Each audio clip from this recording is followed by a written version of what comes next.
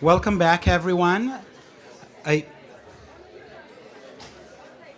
Welcome back, everyone. I hope you had a great lunch break and that you enjoyed the introductory lectures about the biology of GBA so far. Because in this session, we're going to dive into the clinical phenotype and genotype phenotype associations for GBA PD. I'm honored to invite the first speaker, Kathrin Brockmann, who's going to talk about the phenotype of GBA1 associated Parkinson's. Hey, Roy, and Ziv, thank you for the organizers to having me. So we're diving into a little bit into the clinical parts, and I think I just want to highlight why phenotyping should matter to us, because we have to give our patients a prognosis. So after we state the diagnosis of Parkinson's disease, they're asking us what will happen with me in 5 years. So that's always the second question that we get, and giving them answers in terms of trajectories really will be, I think, very interesting. The other point is we are doing treatment decisions based on the genotype, and I will come to that in a little bit later. And the second thing is what we are recognizing in the clinics in terms of different kind of phenotypes could shape research, where we should dig into deeper into what is the mechanism of the different trajectories that we see in the clinics. And last but not least, and I think that is the most important point, and we'll come to that as well, how can phenotyping based on genotyping inform clinical trials in terms of what are endpoints, what is effect sizes based on the different GBA genotypes, what is sample size calculation, how long should these trials run? And I will give an example on that as well. So we do have these 4 different, I think, important points why we need phenotyping. And when we dig, and we had that all the day over the 2 days that we had, GBA really promotes a more rapid progression in Parkinson's disease. And it's not only a more rapid progression in terms of the motor part, it's really, really interesting, and we really have to matter that it's specifically on the non-motor part. I mean, the motor part really could be treated well with dopaminergic therapies, but the non-motor part, we do not have any really good treatment. And GBA do have a lot of cognitive decline. They have an early cognitive decline. They have a lot of hallucination. They do have a lot of REM sleep behavior disorder. So classical clinical features for alpha-syn pathology. And they do have autonomic dysfunction, primarily orthostatic dysfunction. So these things are really mattering in the clinics for our patients. We don't have good treatments on that part. With that, I want to dig deeper, because GBA is promoting a more rapid progression, but we do have different kind of trajectories based on the genotype and based on the sex. And what we do see here in that first cartoon are survival rates stratified by male and female GBA mutation carriers. As we know, GBA has a less survival probability, but if you compare the ones for the males and for the females, you see that males compared to females, and it equals about 5 years, have less survival probability. The other point where we do have sex as well as mutation differences is shown in that cartoon here. So we do have here the probability of PD only, so just motor part. We do have here PD with dementia, and here we do have DLB patients. All of them have GBA mutations. You have here the stratification by female and by male, and what we can see, the more we get into the cognitive phenotype, into the dementia phenotype, the higher the rates are for being male. And what's quite interesting, I think, is that we drive that back by the genotypes. Of course, alpha-4P, and we heard it all the time, those with severe variants do have the highest probability of developing cognitive declines. But also those with a risk variance, and we see here the E326K, do have a really high proportion of developing PD dementia, as well of developing DLB. So, and that's kind of a different thing, I think, when we compare that to Gaucher's disease. So in the PD field, we really have to differentiate by mutation severity in terms of the phenotypes. And that was nicely shown here, and Ziv already presented this graph, when you compare those with severe variants compared to those with mild variants, and you compare their age-related onset of dementia, it equals 15 years. So we are 15 years younger when you have a severe mutation. So definitely stratification by mutation and by sex really matters in terms of prognosis for our patients, and that will also matter when we design clinical trials. I want to come now to DBS, and now we spoke about the whole of GBA patients, but you know, and you're well aware that there was one paper out a couple of years ago which suggested that those with GBA mutation that got DBS for their motor fluctuations have a much more rapid decline compared to those GBA patients that did not underwent DBS and compared to non-GBA mutation carriers.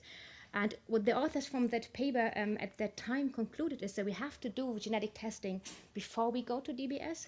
And I know that some of the sites that are doing a lot of DBS now switch their possibility, and they at the moment sometimes deny GBA patients to enter DBS for their motor fluctuations. And that definitely has an impact on the treatment, and we have to make sure whether these data are really valid. We have to validate this data in other cohorts, and I want to present why we should do that. If you dig deeper into that paper and you compare the GBA patients that got DBS compared to those GBA patients that did not got DBS, you see we have 4 years longer disease durations in the DBS patients, and when 4 years for GBA patients really do matter because they are really progressing a lot faster.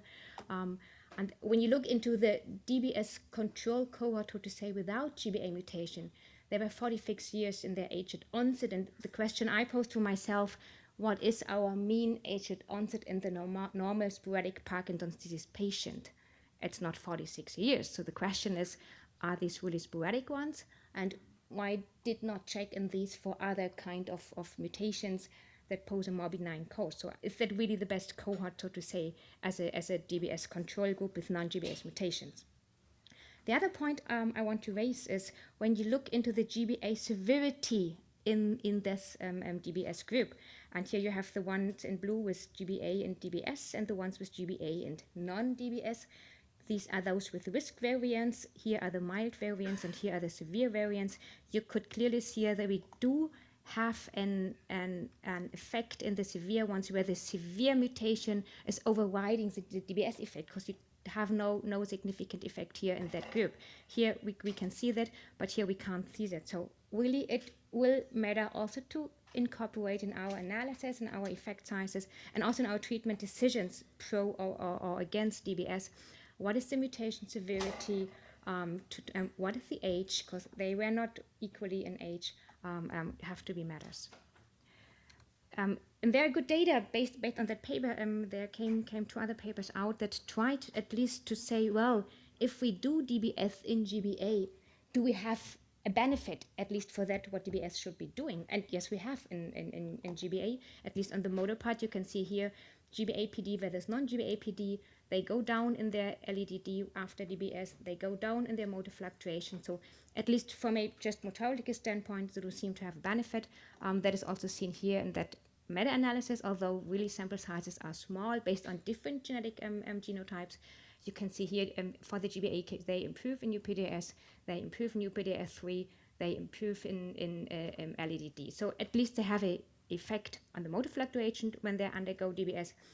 Unfortunately, both of these studies did not evaluate GBA carriers with DBS against non-DBS. So that would be the king. If you want to say DBS is doing something worse in GBA, you need to compare GBA with against without DBS, and not having GBA compared to non-GBA, because what you see here in the motor field is just the GBA effect that we already know that they are progressing more rapidly.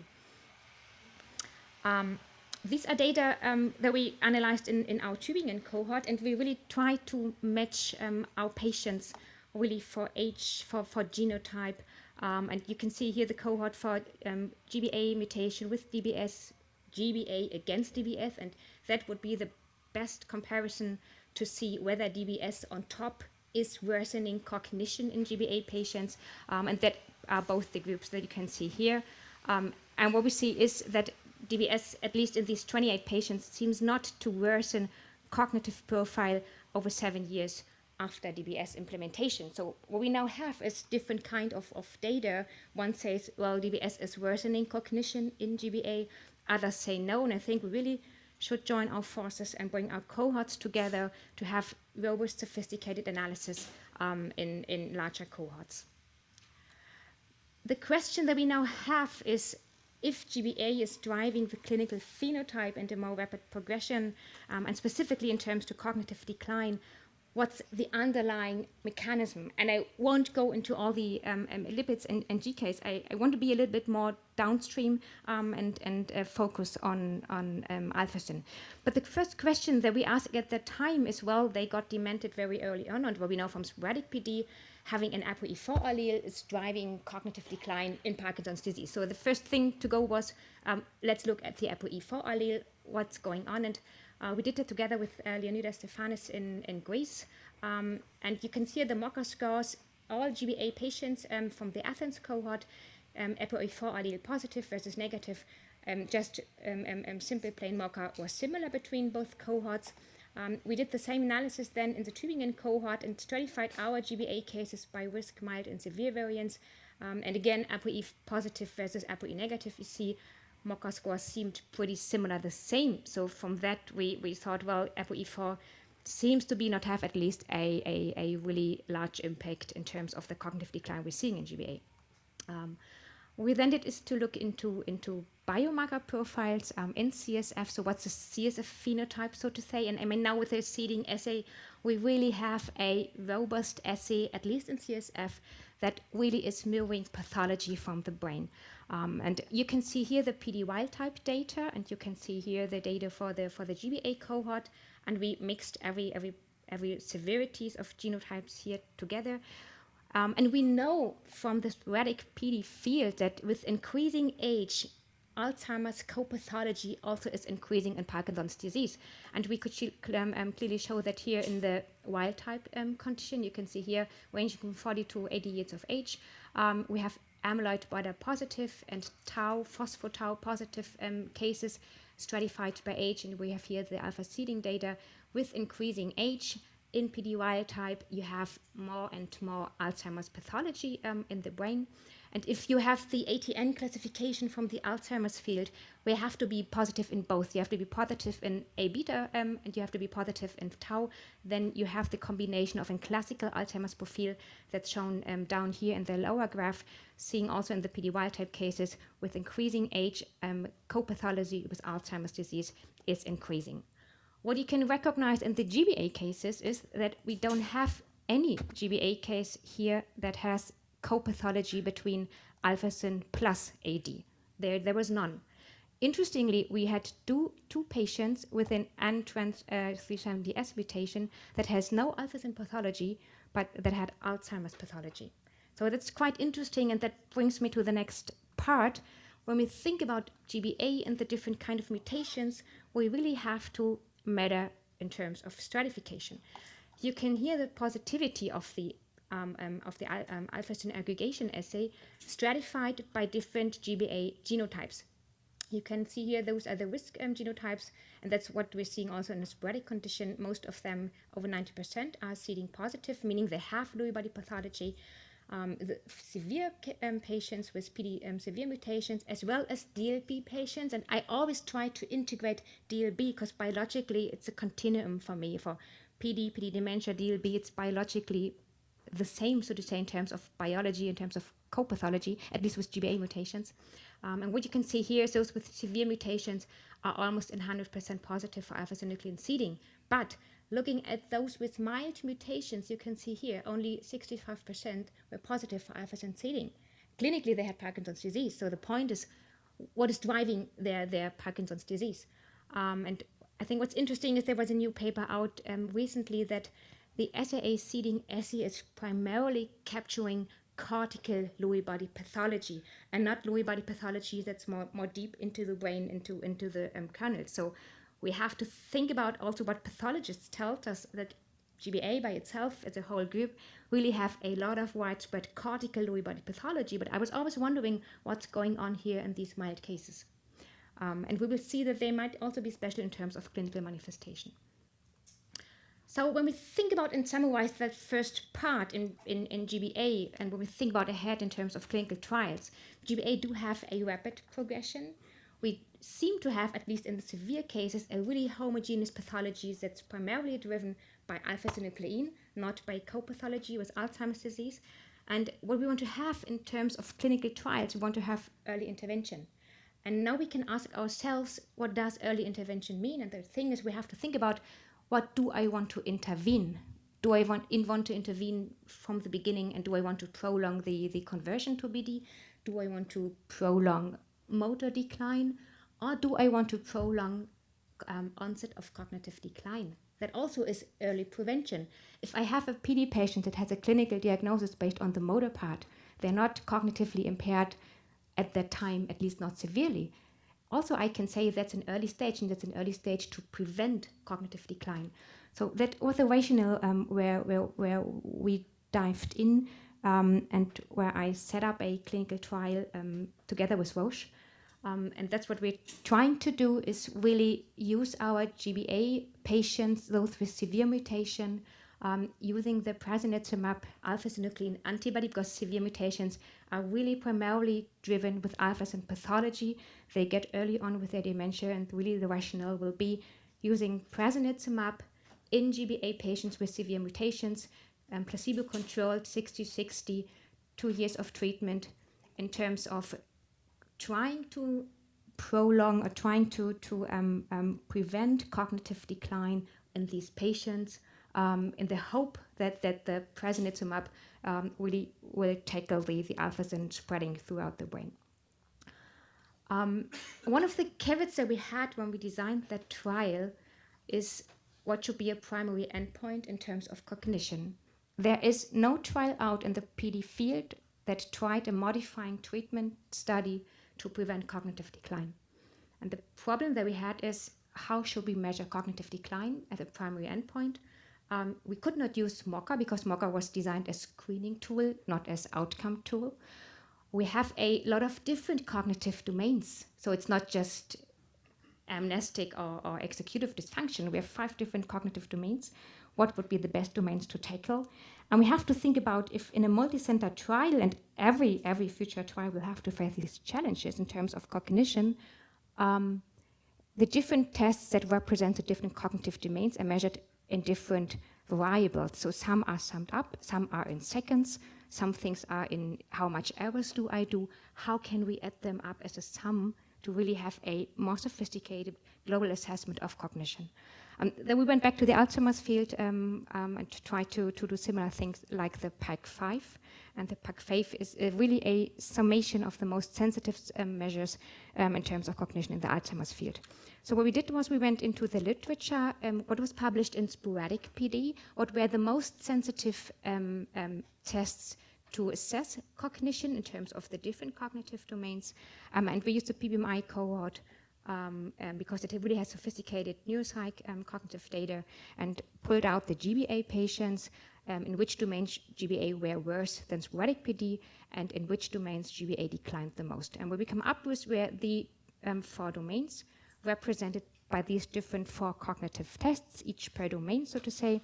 And the other point that we had is, if you do it in Europe, and it will be much more complex if you do it in a worldwide fashion, we have different educational levels in different countries. So if you have a whole cohort with including different people, you can't have one normal cutoff for each, but the educational level is different. So what we're trying to do is to do Z-scores. And by that scores, you have a reference, not a reference to the normal population, but a reference to your own study population. And thereby you get rid of the different kind of educational levels. So there was a goal. We do Z tests for all of these different tests by having our individual patient-derived baseline measurement minus the group baseline minus the, divided by the group standard deviation, and you do that as well as follow-up. And you sum all these Z scores up and do a mean, and then you have a mean for baseline and for follow-up, and thereby you have the decline. And I brought you up a real event from the PBMI cohort, a GBA mutation carrier. MoCA at baseline was 27. Group baseline of the PBMI GBA was 26.8.5. Standard deviation was 2.84. At follow-up, the patient 2 years after that had the same MoCA, so he did not decline just by looking at MoCA. So the change in a global MoCA test over 2 years was 0. No change. You would say, well, did not change. What should I do for effect size in a clinical trial? When you do that with the PDCCS, you have the sum of all of these Z scores, and you end up with 0.1 for baseline. For follow-up, you end up with minus 0.6. So you have a change in PDCCS of minus 0.8. So we are more sensitive to capture cognitive decline with a more sophisticated cognitive battery to be used. And that will be used now in that trial as primary endpoint, and we call that PDCCS, so PD Cognitive Composite Score. And you will see how that composite score is performing over 2 years. So here you have the MOCA, you have the different tests included, and here you have summed them up all as a PDCCS in total, so to say, and you see the effect size in your decline, in your sensitivity to detect changes in cognition over 2 years really is much better for the PDCCS compared to MOCA alone. If you translate that to the different kind of GBA variants, and these are really the patients included from the 8 sites that will take part in that clinical trial, you can see that those with the severe mutations really have the largest decline compared to the other ones. I think what's always interesting, and a lot of analysis show that, is that those with risk mutations, just from the Gaucher point of view, they should be milder than those with mild mutations, but they are not. The mild mutations, N370S mainly, seems to have slightly a better cause. And a lot of other analysis showed that. I think there's really more into it to look deeper into severity-specific analysis in terms of effect sizes of decline and progression. So with that, I'm coming to the last part, and what are we missing if we want to design clinical trials? And we are missing a lot. So we haven't talked about the sex-specific trajectories, but we saw that there is different survival probabilities. There are differences in cognitive decline, and we have to analyze these data sex-specifically, and also we have to analyze these data GBA variant specifically, not just grouping them by risk, mild, severe, but really single mutation variability, and then the longitudinal trajectories. And we really need that data when we want to design clinical trials, because we need to estimate effect sizes. You want to know how much decline do I have in that and that mutation carriers, male, female, per year. Otherwise, you can't have a really robust effect size for your clinical trial. The other point that we are missing, and I did not go into that, but it's really the interaction between GBA and other PD-related variants. We know that GBA plus LAC2 is better in the clinical trajectory than GBA only, and really what's behind that. We have to think about that. What will be if I have GBA plus PARC and PINK? It would be really interesting to analyze these. And we haven't talked about non-motor mutation carriers, so phenoconverters. What are risk to convert to PD or to DLB? And what are protective factors that I don't convert?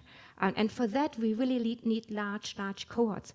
And that's why we proposed to the Michael J. Fox Foundation a new consortium, and you see the sites and the PIs over there, really to join our forces, to bring all our data that we have on GBA together. Because all of us have their cohorts at home. But if we want to answer these questions by single mutation and by sex, we have to combine these data. And that's what we want to do. We really have representatives from all over the world. That's the other point. We really have to care about ethnicity. That's why we applied that, want to bring everything together and want to divide these by different work packages, one of the clinics, one of the biofluids. We do have biofluid data, imaging package, genetics package for gene-gene interaction, and also having a large bound on non-manifesting carriers, ready to inform clinical trials. How should we design these data, these trials based on already existing data? And that's what we also have at the moment.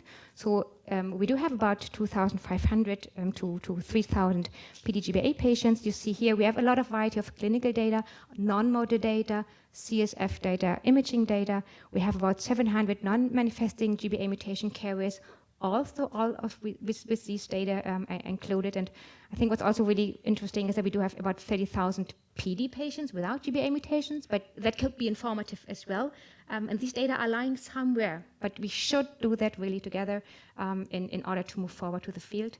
And what we will also learn is what are we missing still? So are our data enough to inform us for clinical trials, or should we design future clinical research in a different ways? And so I think that really is a great consortium, and with that I want to thank you for your attention, and I really want to thank our patients who really every year take part doing lumbar puncture, doing clinical assessment. I think that is really amazing. Thank you.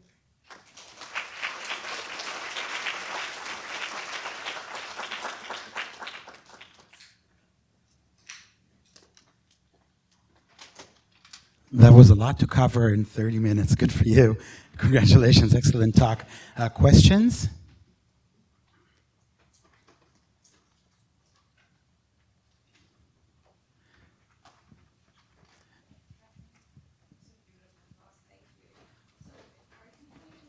Read this. Oops. Yep. Okay. Are you going? So thank you. It was great. Are you going to incorporate anything regards to the sex in your trial, or because these are severe mutation carriers, simply make sure it's matched between placebo and control? You mean the IIT with the PRASI? Yeah, what you're planning. Yeah. So they will be balanced for age. So we calculated of that consortium cohort the age, mean age is 55. So we'll divide placebo and PRASI by age 52 to both arms, and we will also stratify by sex. Yeah. Thank you.